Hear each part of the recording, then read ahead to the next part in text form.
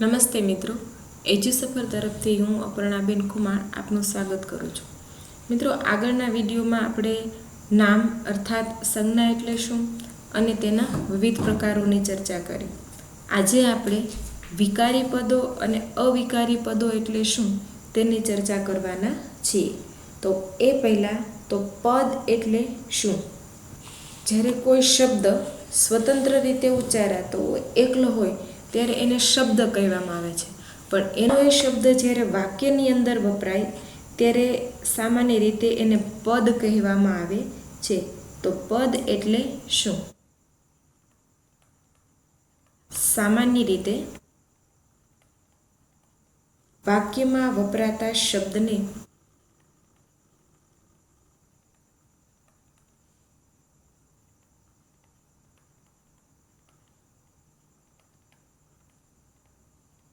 પદ કહેવાય છે.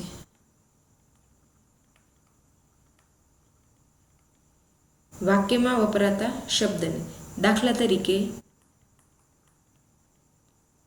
છોકરો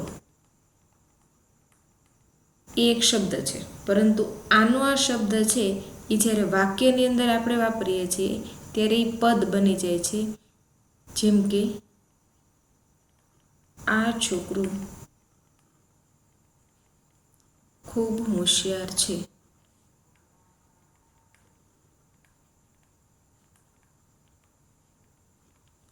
અહીંયા છોકરો એ શબ્દ જ્યારે વાક્યમાં વપરાણું ત્યારે એ પદ બની જાય છે.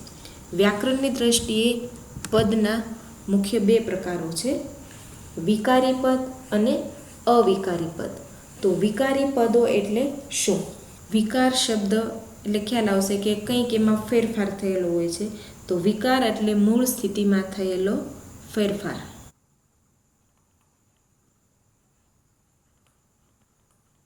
વિકાર એટલે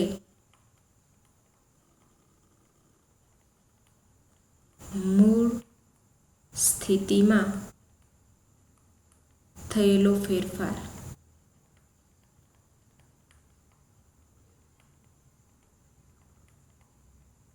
બીજી રીતે સમજીએ તો કઈ રીતે મૂળ સ્થિતિમાં થયેલો ફેરફાર અર્થાત શું? તો કે જે નામને આપણે નામ અને સંજ્ઞાની ચર્ચા કરી,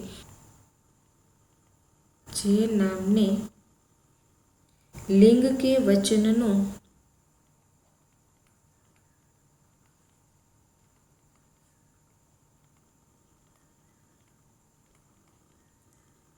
પ્રત્યય લાગે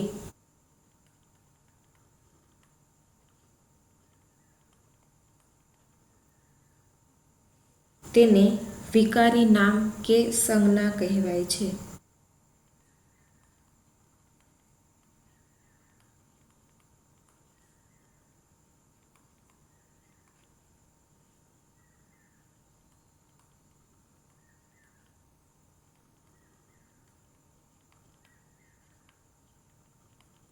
વિકાર એટલે મૂળ સ્થિતિમાં થયેલો ફેરફાર, અથવા તો જે કોઈ નામ છે, નામ જે વાક્યની અંદર પ્રયોજાયેલું પદ છે, તેને લિંગ કે વચનનો જ્યારે પ્રત્યય લાગે એવા શબ્દને, એવા નામને વિકારી નામ કહેવામાં આવે છે.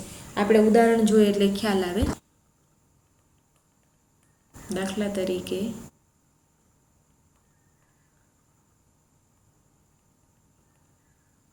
અહીંયા પહેલું વાક્ય છે, છોકરો રમે છે.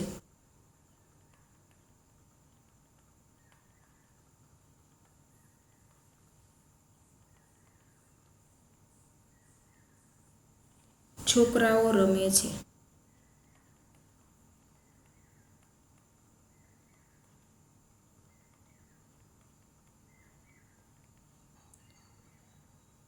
અહીંયા છોકરો શબ્દ છે ને એ વિકારી પદ છે. શા માટે? એની અંદર વચનનો પ્રત્યય લાગતા એમાં ફેરફાર થયેલો છે. આપણે વ્યાખ્યામાં શું જોયું કે વિકાર એટલે મૂળ સ્થિતિમાં થયેલો ફેરફાર, અથવા તો નામને લિંગ કે વચનનો પ્રત્યય લાગે છે. છોકરો શબ્દ એ નામ છે, એને વચનનો પ્રત્યય લાગ્યો, એક વચનમાંથી બહુવચન, તો અહીંયા છોકરો શબ્દ વિકારી શબ્દ બને છે.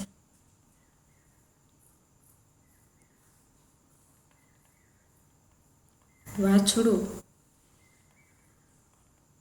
ખીલ્લેથી છૂટ્યું. અહીંયા વાછડો શબ્દ છે. સામે જુઓ, વાછડી દોડવા લાગી.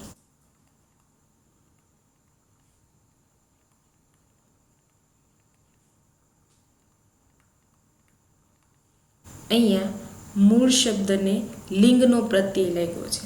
અહીંયા વાછડો છે એ પુલ્લિંગ શબ્દ છે, જ્યારે વાછડી એ સ્ત્રીલિંગ શબ્દ છે.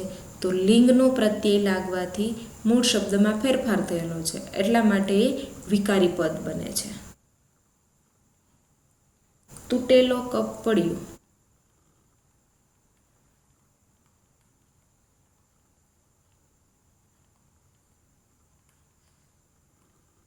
અહીંયા તૂટેલો શબ્દ છે.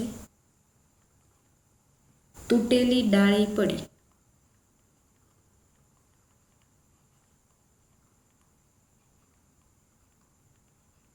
અહીંયા તૂટેલી. આ તૂટેલો શબ્દ છે એ પુલ્લિંગ શબ્દ છે. તૂટેલી શબ્દ છે એ સ્ત્રીલિંગ શબ્દ છે. તો અહીંયા પણ લિંગનો પ્રત્યય લાગતા મૂળ શબ્દની અંદર, મૂળ પદની અંદર ફેરફાર થયેલો છે. તો અહીંયા છોકરો, વાછડો, તૂટેલો અને છોકરાઓ, વાછડી અને તૂટેલી એ મૂળ શબ્દની અંદર ફેરફાર થયેલો છે. એમાં લિંગ અને વચનનો પ્રત્યય લાગેલો છે. માટે આવા જે પદો છે, આવા જે શબ્દો છે એ વિકારી શબ્દો કહેવાય. હવે અવિકારી શબ્દો અર્થાત અવિકારી પદો એટલે શું? આગળ જોયું કે જેમાં ફેરફાર થયો છે વિકારી પદો. તો જેમાં કોઈ પણ પ્રકારનો ફેરફાર થતો નથી કે લિંગ વચનના પ્રત્યય નથી લાગતા, એવા પદોને અવિકારી પદો કહેવાય છે. વાક્યમાં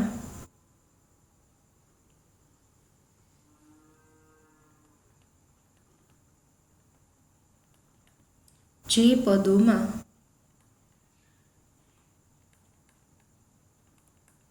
કોઈ ફેરફાર થતો નથી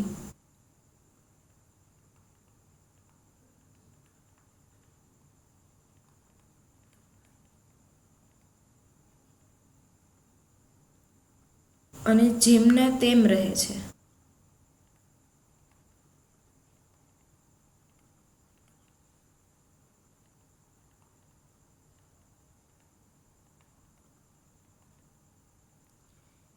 તેવા પદોને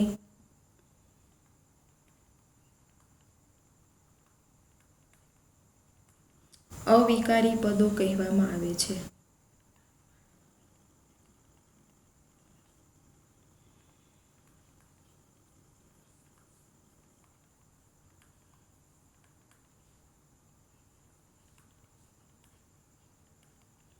જે પદોમાં કોઈ ફેરફાર થતો નથી પણ તેની મૂળની મૂળ સ્થિતિમાં રહે છે, તેવા પદોને અવિકારી, મતલબ કે જેમાં કંઈ વિકાર ઉત્પન્ન થતો નથી. અવિકારી પદને આ રીતે પણ સમજી શકાશે કે જે નામને લિંગ કે વચનનો પ્રત્યય ન લાગે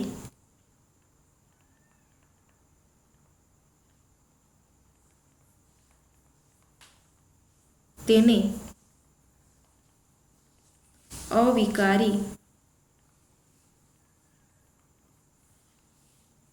નામ અર્થાત સંજ્ઞા કહેવાય છે.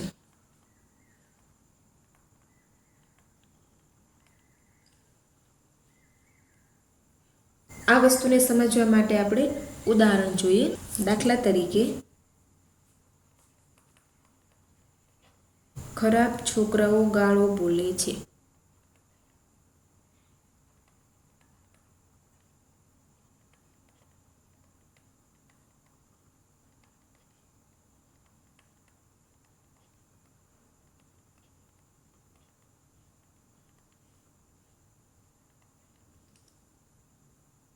બીજું વાક્ય જો, ખરાબ છોકરીઓ ફર્યા કરે છે.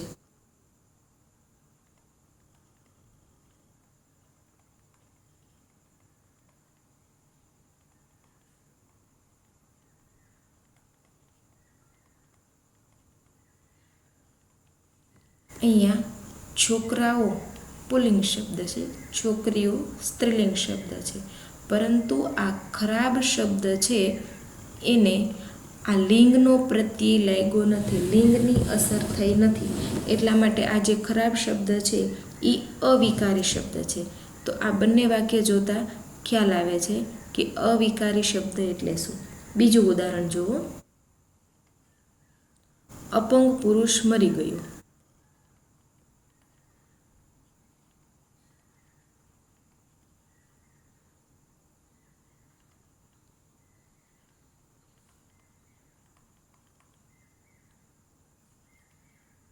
અપંગ સ્ત્રી ભીખ માગે છે.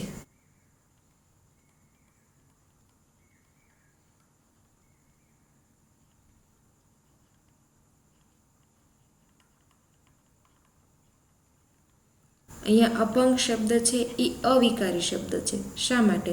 તો કે અહીંયા પુરુષ એ પુલ્લિંગ છે, સ્ત્રી એ સ્ત્રીલિંગ છે, એને લિંગ કે વચનનો પ્રત્યય લાગ્યો નથી, એટલા માટે જેમ ખરાબ શબ્દ અવિકારી શબ્દ મતલબ કે એમાં કંઈ વિકાર ઉત્પન્ન નથી થયો, એવી રીતે અહીંયા પણ અપંગ શબ્દ છે એ અવિકારી શબ્દ બને છે. હજુ એક ઉદાહરણ સમજીએ. છોકરાએ કંસાર ખાધું.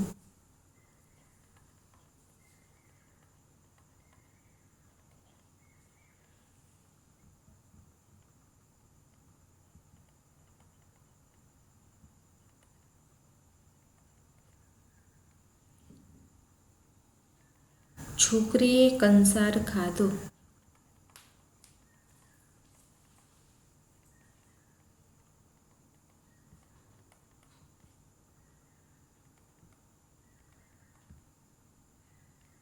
અહીંયા કંસાર શબ્દ છે એ અવિકારી શબ્દ છે. શા માટે?